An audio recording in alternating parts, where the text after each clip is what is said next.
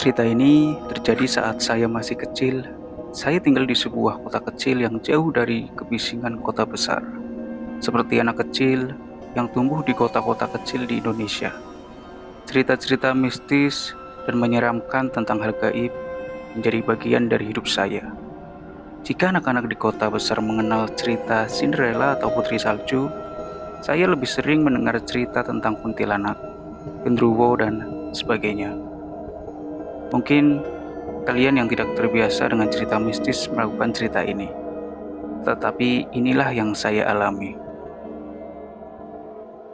Saat masih kecil, saya diwajibkan mengaji oleh kedua orang tua saya. Saya dan teman-teman sebaya. Waktu itu usia saya 7 tahun. Setiap sore selalu belajar mengaji di sebuah masjid yang jaraknya 10 menit jika kami berjalan kaki. Pelajaran mengaji dimulai pukul 3 sore dan berakhir jam 5 sore. Seperti anak-anak pada umumnya, saya sering tidak langsung pulang setelah selesai mengaji. Saya dan teman-teman sering bermain petak umpet sebelum pulang. Padahal saya tahu, ibu akan marah jika saya pulang ketika azan maghrib berkumandang.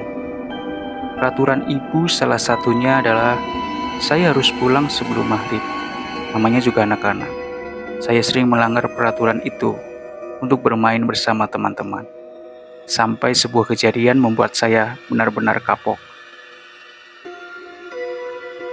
Kuntilanak yang mendiami sebuah pohon jambu. Karena saya tidak percaya, saya dan teman-teman cuek saja bermain pada umpet di sekitar pohon jambu yang dimaksud. Entah mengapa, sore itu terasa berbeda dari hari biasanya.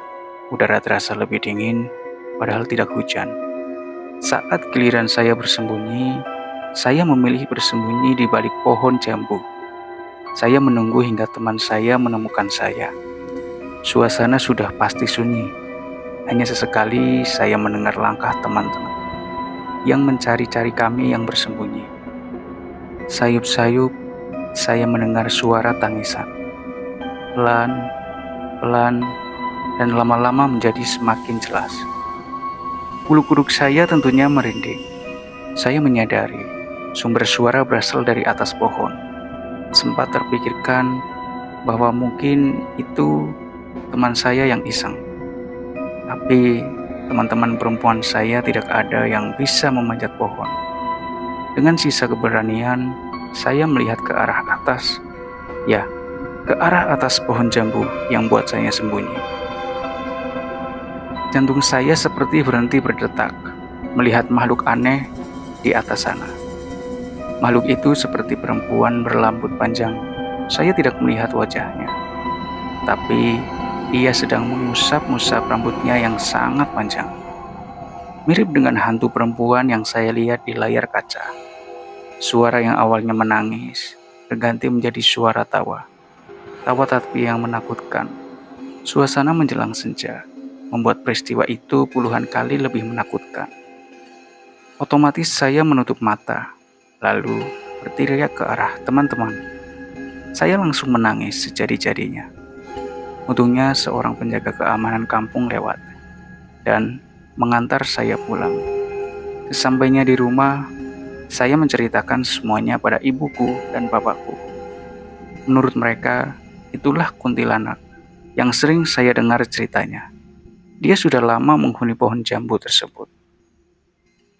Mulai saat itu, saya dan teman-teman tidak berani lagi bermain di sekitar pohon jambu itu. Bahkan, untuk lewat saja masih trauma dan tidak berani melihat pohon itu.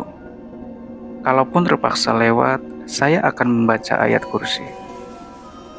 Untungnya, saya tidak pernah lagi melihat penampakan kuntilanak itu, dan saya tidak mau hal itu terulang. Cukup sekali saja.